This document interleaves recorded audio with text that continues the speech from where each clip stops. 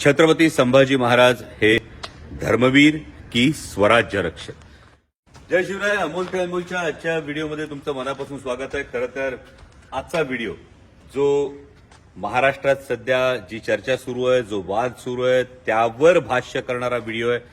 छत्रपती संभाजी महाराज हे धर्मवीर की स्वराज्य रक्षक। मला अनेकांनी सल्ला दिला, अनेकांनी ही मागणी केली की यावर मी भाष्य करायला हवं, यावर मी बोलायला हवं। अनेकांनी अशी अपेक्षा व्यक्त केली, अनेकांनी असा सल्लाही दिला की कशाला आपल्याला याच्यामध्ये बोलायचंय। छत्रपती संभाजी महाराजांचा जो तर्कशुद्ध इतिहास आहे, जो खरा इतिहास आहे, तो मालिकेच्याद्वारे असेल, शिवपुत्र संभाजी महानाट्याच्याद्वारे असेल, मांडण्याचं काम तुम्ही करताय। आणि हे करत असताना यावर नेमकं बोलण्याचं कारण आहे का, यावर नेमके बोलण्याची गरज आहे का? मी प्रामाणिकपणे सांगू इच्छितो की हा व्हिडिओ पूर्णपणे अराजकीय आहे। कारण माझं स्वतःचं कायम एक असं म्हणणं आहे की इतिहासाकडे केवळ अभिनिवेशातून बघण्यापेक्षा तर्कशुद्ध बुद्धीनं पाहणं फार गरजेचं आहे। त्या इतिहासातून आपल्याला नेमक्या काय प्रेरणा मिळतात हे पाहणं फार गरजेचं आहे। आणि अशा वेळी ही चर्चा सुरू झाली आहे। माननीय माजी उपमुख्यमंत्री आणि विरोधी पक्षनेते अजितदादा पवार यांनी अधिवेशन काळामध्ये हे विधान केलं आणि त्यावरून ही चर्चा सुरू झाली। छत्रपती संभाजी महाराज धर्मवीर की स्वराज्य रक्षक। आणि त्यासाठी आजचा हा व्हिडिओ आहे। खूप तर्कसंगत पद्धतीनं मला जे उमगलं, मी कोणीही इतिहास संशोधक नाही, मी इतिहासाचा फार गाढा अभ्यासक नाही, परंतु स्वराज्य रक्षक संभाजी ही मालिका करत असताना जे मला जाणवलं, शिवपुत्र संभाजी हे महानाट्य करत असताना, शंभूराजे हे नाटक करत असताना गेले 13-14 वर्ष सातत्यानं या विषयावर तर्कशुद्ध पद्धतीनं विचार करत असताना जे जे जाणवलं ते तुमच्या समोर मांडण्याचा या व्हिडिओतून मी प्रयत्न करतोय। आणि पहिल्यापासून आपण याचा विचार करू। जे मी कायम असं म्हणतो की इतिहासाचा तर्कशुद्ध बुद्धीनं विचार करायला हवा। जर आपण याचा विचार केला तर छत्रपती संभाजी महाराजांविषयी अनेकांनी अनेक गोष्टी लिहून ठेवल्या। या अनेक गोष्टी लिहून ठेवत असताना सुरुवातीला छत्रपती संभाजी महाराज धर्मवीर ठरतात का, या अँगलचा आपण विचार करू। जर आपण शंभूराजांनीच लिहिलेला बुधभूषण हा ग्रंथ पाहिला तर या बुधभूषण ग्रंथामध्ये छत्रपती संभाजी महाराजांनी धर्माची फार उत्तम चिकित्सा केलेली, त्यावर काही श्लोक त्यांनी नक्कीच रचलेले आहेत। हे करत असताना छत्रपती शिवाजी महाराजांनी जो एक दंडक घालून दिला होता, एक फार महत्वाचा दंडक घालून दिला होता, तो म्हणजे माणूस हा धर्मासाठी नाही तर धर्म हा माणसासाठी आहे। आणि त्यामुळे लोककल्याण हे स्वराज्याचं मूळ ध्येय होतं, हा मूळ गाभा होता। आणि असं करत असताना मग जबरदस्तीनं ज्यांचं धर्मांतर झालं त्यांचं शुद्धीकरण करून घेऊन त्यांना पुन्हा हिंदू धर्मात घेणं, म्हणजे आपल्या सगळ्यांना माहीत असलेलं उदाहरण हे सरसेनापती नेताजीराव पालकरांचं उदाहरण आहे। त्यांना पुन्हा छत्रपती शिवाजी महाराजांनी शुद्धीकरण करून पुन्हा त्यांचं हिंदू धर्मात त्यांचं स्वागत केलं होतं। ही गोष्ट आपल्या समोर आहे। आणि असं असताना छत्रपती संभाजी महाराजांनी कायम हा कित्ता गिरवला। एवढंच नाही तर छत्रपती पद धारण केल्यानंतर छत्रपती संभाजी महाराजांनी जबरदस्तीनं घडवून आणलेल्या धर्मांतरावर सुद्धा बंदी आणली होती। इतकंच नाही तर धर्माविषयक ज्या ज्या गोष्टी होत्या, म्हणजे छत्रपती संभाजी महाराजांचा जो वकूब होता, छत्रपती संभाजी महाराजांचं जे प्रभुत्व होतं वेगवेगळ्या भाषांवर, संस्कृत भाषेवर सुद्धा त्यांचं प्रकांड पांडित्य होतं आणि ते पांडित्य आपल्याला बुधभूषणमध्ये दिसतं। मग असं असताना धर्मवीर ही उपाधी त्यांना का लागली? तर धर्मवीर ही उपाधी लागत असताना अनेकांचं असं म्हणणं आहे की छत्रपती संभाजी महाराजांनी धर्मासाठी बलिदान दिलं। आता धर्मासाठी बलिदान दिलं या गोष्टीचा जर आपण चिकित्सक पद्धतीनं विचार केला तर तत्कालीन जे पुरावे आहेत, म्हणजे कायम इतिहासामध्ये काही अस्सल साधनं असतात, काही उत्तरकालीन पुरावे असतात। आता यातले अस्सल साधनं जर आपण बघितली तर यामधले काही इतिहासकार आहेत, म्हणजे खाफी खान आहे, ईश्वरदास नागर आहे, भीमसेन सक्सेना आहे आणि त्याचबरोबर साकी मुस्तैद खान आहे। हे चारही इतिहासकार यांनी जे काही लिहून ठेवलंय, हे लिहून ठेवलेलं जे आहे, जे पुरावे उपलब्ध आहेत, समकालीन पुरावे उपलब्ध आहेत, या समकालीन पुराव्यांमध्ये असं स्पष्टपणे लिहिलेलं आहे की औरंगजेब बादशाहनं शंभूराजांना बंदी बनवल्यानंतर, शंभूराजांना दग्यानं कैद केल्यानंतर दोनच महत्वाचे प्रश्न विचारले आणि हे प्रश्न होते स्वराज्याचा खजिना कुठे आहे आणि दुसरा प्रश्न होता औरंगजेबाची कोण कोण लोक हे संभाजीराजांना सामील आहेत, हे दोनच प्रश्न हे औरंगजेबाने विचारले असं हे चारही इतिहासकार त्यांच्या लिखाणामध्ये हे नमूद करतात. आणि त्यामुळे जबरदस्तीनं धर्मांतर करण्याला संभाजीराजांनी नकार दिला या गोष्टीला समकालीन पुराव्यांमध्ये कुठेही आधार मिळत नाही.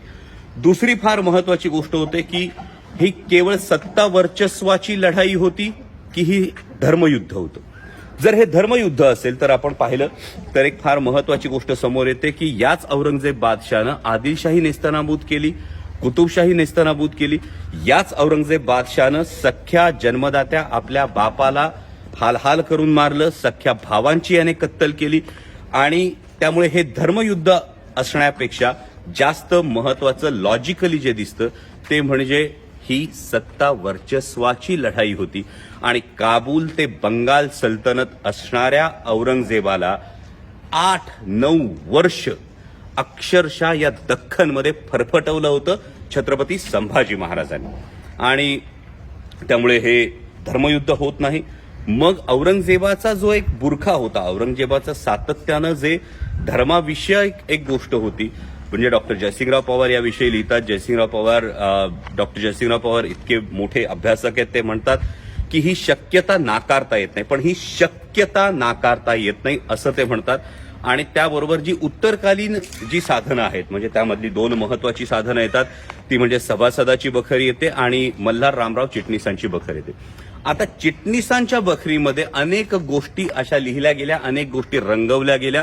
याला सुद्धा एक मानवी भावभावना कारणीभूत आहे. ते म्हणजे कटकऱ्यांना जे हत्तीच्या पायी दिलं छत्रपती संभाजी महाराजांनी, ज्यांनी संभाजी महाराजांना जीवे मारण्याचा कट केला आणि ही शिक्षा म्हणून जे कटकऱ्यांना हत्तीच्या पायी दिलं त्यामध्ये मल्हार रामराव चिटणीसांचा पणजोबा म्हणजेच बाळाजी अवजी चिटणीस आणि आजोबा अवजी चिटणीस हे दोघेही हत्तीच्या पायी दिले गेले होते. आणि त्यामुळे हा राग कदाचित मल्हार रामराव चिटणीसांच्या बखरीमध्ये आला. आणि ही चिटणीशी बखर जी आहे, या चिटणीशी बखरीचा नंतर अनेक नाटककार असतील, अनेक इतिहासकार असतील, अनेक कादंबरीकार असतील, यांनी त्याचा उहापोह केला किंवा त्याचा संदर्भ हा घेतला गेला. आणि मग ही कवी कल्पना समोर आली. याच पद्धतीची एक दुसरी कवी कल्पना सातत्यानं आपल्याला दिसते. ती म्हणजे एक, जर आपण स्वतःला एक हे लॉजिक लावलं तर एका कर्तृत्ववान पित्याचा नाकर्ता मुलगा हे चित्र कादंबरीच्या दृष्टीनं किंवा काव्य कल्पनेच्या दृष्टीनं हे फार सोबर आहे. आपल्याला गॉसिप करायला आवडतं. त्या पद्धतीनं कदाचित हे गॉसिप होतं का, त्या पद्धतीनं हे होतं का. त्यामुळे बाकी जे संदर्भ आता सोशल मीडियावर काही संदर्भ येतात, म्हणजे स्वातंत्र्यवीर सावरकरांच्या लिखाणातले काही संदर्भ येत आहेत, गोळवलकर गुरुजींच्या संदर्भातले काही हे येत आहेत, पण यामध्ये किंवा काही जण अगदी राम गणेश गडकरींसारख्या मोठ्या नाटककाराचा सुद्धा संदर्भ देत आहेत. पण या सगळ्या संदर्भांमध्ये संपूर्णपणे त्यांचा दोष आहे का, की तत्कालीन त्यांना जी उपलब्ध साधनं होती त्यानुसार त्यांनी हे मांडण्याचा प्रयत्न केला. यामध्ये नक्कीच एक जागा राहते, यामध्ये नक्कीच एक गॅप हा राहतो. नंतरच्या काळामध्ये जे सातत्यानं संशोधन केलं, म्हणजे अनेक मोठे लेखक आहेत, सेतू माधवराव पगडी असतील, वासी बेंद्रे असतील, डॉक्टर जयसिंगराव पवार स्वतः असतील, डॉक्टर कमल गोखले असतील, अशा अनेक लेखकांनी छत्रपती संभाजी महाराजांचं जाज्वल्य चरित्र हे समोर आणलं. आणि असं आणत असताना माझं जे प्रामाणिक मत आहे, जे मला असं वाटतं ते म्हणजे या सगळ्या आधीच्या लेखनामध्ये एक गोष्ट अशी आपल्याला सदर दिसते की छत्रपती संभाजी महाराज हे बदफैली होते, त्यांची प्रतिमा ही मलिन करण्यात आली, पण त्यांनी धर्मासाठी बलिदान दिलं हे मांडलं गेलं. जेव्हा ही संकल्पना येते ना, तेव्हा ही संकल्पना केवळ छत्रपती संभाजी महाराजांचे जे शेवटचे दिवस होते, त्यांना कैद केल्यानंतरच्या त्यांच्या असीम बलिदानापर्यंतचा जो काळ होता, एवढ्यापुरतंच मर्यादित ठेवतं. जर आपण केवळ धर्मवीर ही बिरुदावली छत्रपती संभाजी महाराजांना लावली तर, पण त्यापेक्षा स्वराज्य रक्षक ही बिरुदावली खूप जास्त व्यापक ठरते. कारण स्वराज्य रक्षक या बिरुदावलीमध्ये ज्या छत्रपती संभाजी महाराजांनी अवघ्या 9व्या वर्षापासून स्वराज्यासाठी त्याग केला, बिरझाराजे जयसिंगाच्या गोटात ओलीस राहिले, त्यानंतर छत्रपती शिवाजी महाराज सुखरूप यावे म्हणून मथुरेला छत्रपती संभाजी महाराज, म्हणजे अवघ्या 9-10 वर्षाचे शंभूराजे हे मथुरेत राहतात. त्यानंतर पुन्हा मुघलांशी महाराजांनी तह केल्यानंतर तत्कालीन औरंगाबादेला, म्हणजे आत्ताच्या छत्रपती संभाजीनगरला पुन्हा संभाजीराजे हे शहजादा मुअज्जमकडे थांबले आणि छत्रपती शिवाजी महाराजांच्या देहावसनानंतर अत्यंत शौर्यानं एकाच वेळी 5-5 आघाड्यांवर पंजेफाड करत छत्रपती संभाजी महाराजांनी स्वराज्य राखलं. त्यामुळे केवळ धर्म म्हणण्यापेक्षा तत्कालीन इतिहासाचा जर आपण धांडोळा घेतला, तत्कालीन इतिहासाचा तर्कशुद्ध बुद्धीनं विचार केला तर देव, देश आणि धर्म या तीनही गोष्टींचा जो परिपाक होता तो म्हणजे स्वराज्य होतं.